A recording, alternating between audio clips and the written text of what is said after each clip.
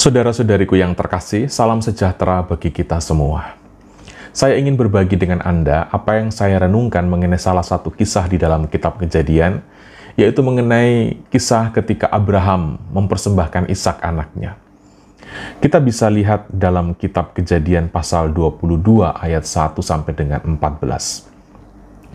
Saudara-saudari, saya kerap bertanya-tanya dalam hati, apa yang dirasakan oleh Ishak ketika ia tahu bahwa ayahnya ingin mengorbankannya.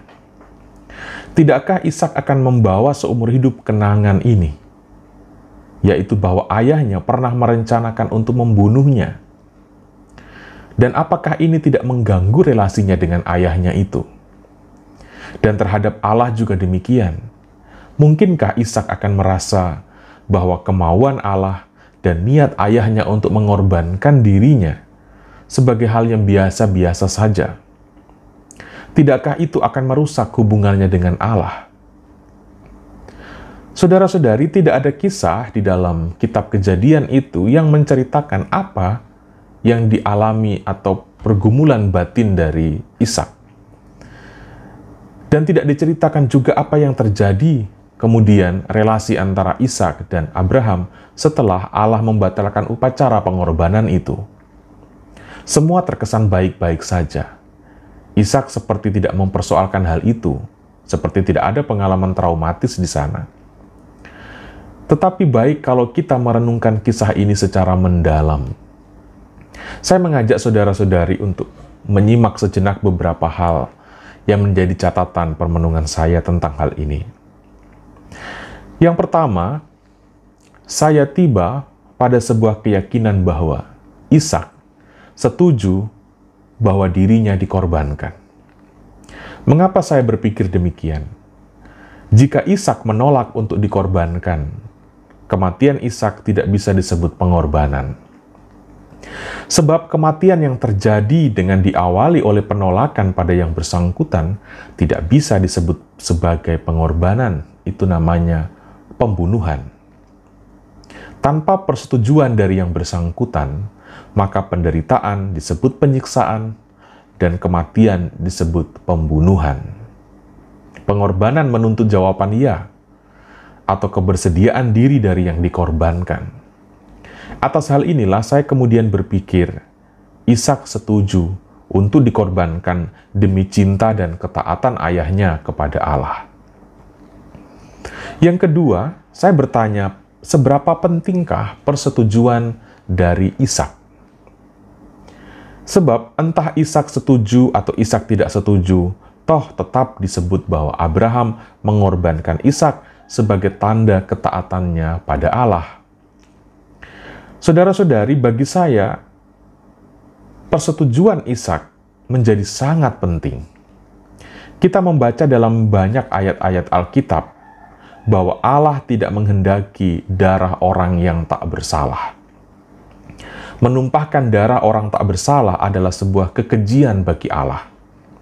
Diceritakan pula dengan sangat jelas bahwa setelah Kain membunuh Habel, darah Habel berteriak kepada Allah dari tanah. Tanpa persetujuan Ishak, ketaatan Abraham akan menjadi persoalan, sebab itu merupakan kekejaman dan kesombongan. Hal yang ketiga yang saya renungkan, saya melihat hubungan Ishak dan Yesus Kristus dalam Perjanjian Baru. Ada keserupaan kisah antara Ishak dan Yesus Kristus. Jika demi ketaatan akan Allah, Abraham mengorbankan Ishak anaknya, maka dalam dunia Perjanjian Baru, Allah demi kasihnya kepada manusia mengorbankan anaknya yang tunggal untuk manusia. Ada banyak ulasan Katolik tentang hal ini, Anda bisa mencari di buku-buku atau bisa browsing di internet. Misalnya kisah Ishak yang memikul sendiri kayu api yang akan digunakan untuk membakar dirinya, itu serupa dengan Yesus Kristus yang memikul kayu salib, tempat nanti dia akan disalibkan. Tetapi yang hendak saya tunjuk di sini adalah bagaimana kebersediaan dari Yesus Kristus atas penderitaan dan kematiannya di kayu salib. Kita lihat di Taman Getsemani, awalnya ada pergumulan di sana. Betapa beratnya menjadi putra Allah itu. Tetapi kemudian berakhir dengan, "Ya Bapa, bukan kehendakku, tetapi kehendak-Mu-lah yang terjadi." Artinya Yesus percaya pada apa yang Bapa lakukan pada dirinya. Apapun bentuknya, pasti itu yang terbaik, sekalipun itu menuntut kematiannya.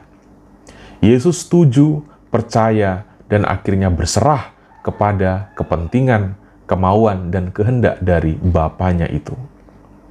Saya mengkalimatkan seperti ini, "Bapa, kalau penderitaan bahkan kematianku adalah harga untuk menjadi tebusan bagi manusia yang sedemikian Engkau kasihi itu, aku merelakan diriku ya Bapa." Hal inilah yang saya renungkan juga terdapat dalam diri Ishak. Mungkin dapat dibayangkan Ishak berkata begini, "Ayah, kalau kematianku adalah yang terbaik menurut ayah, sebagai tanda ketaatan ayah pada Allah, lakukanlah ayah, aku rela untuk itu." Inilah yang membuat hubungan antara Ishak dan Abraham tidak menjadi rusak.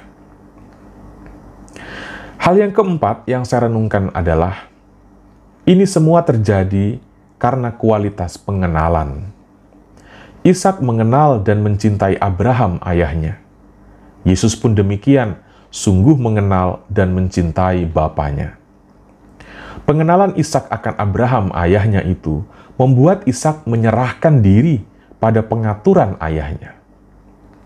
Pengenalan itu membuat ia percaya apapun itu tentu yang terbaik. Tentu tidak mudah sampai pada titik seperti ini, tetapi inilah yang terjadi. Kepercayaan terbentuk karena pengenalan yang mendalam. Karena Ishak sedemikian mengenal Abraham ayahnya, sehingga ada kepercayaan di sana yang menciptakan persetujuan, yang menciptakan ketaatan. Keduanya memiliki hati yang sama akan Allah. Abraham menggantungkan imannya akan Allah pada Ishak. Ishak mengenal Abraham ayahnya, dan mereka sama-sama percaya pada Allah. Dan hal yang kelima yang saya renungkan tentang hal ini, dan juga sebagai sebuah kesimpulan, apa yang terjadi di atas Bukit Moria itu bukan hanya soal Abraham, tetapi juga soal Ishak. Artinya Ishak mengambil bagian di dalam iman ayahnya itu. Ishak mengambil bagian dalam ketaatan Abraham. Itulah mengapa orang Israel menyebut Allah Abraham, Allah Ishak, dan Allah Yakub.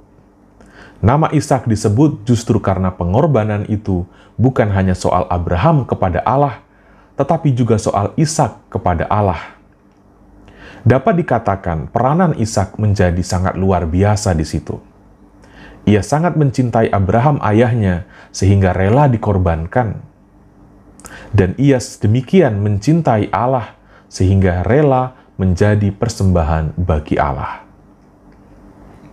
Saudara-saudariku, inilah beberapa hal yang saya renung-renungkan seputar kisah Abraham yang hendak mengorbankan Ishak anaknya. Tentu ada banyak pelajaran yang dapat kita ambil dari kisah ini. Yang jelas, pengenalan yang mendalam akan melahirkan cinta dan mendorong semangat pengorbanan. Hubungan kita dengan Allah juga demikian. Miskinnya kemauan untuk berkorban dikarenakan kita tidak sungguh mencintainya, sebab kita tidak sungguh mengenalnya. Untuk kita semua, titik temu cinta akan Allah dan cinta akan manusia adalah Yesus Kristus. Karena itu mintalah rahmat dari Allah agar semakin mengenal Yesus Kristus dan akhirnya semakin mencintainya. Jangan berdebat lagi tentang hal ini. Jika kita ingin memiliki hidup yang bermakna bagi sesama dan menyenangkan Allah, satu-satunya kemungkinan adalah teladanilah dan imanilah Yesus Kristus. Saudara-saudari, Tuhan Yesus memberkati kita semua.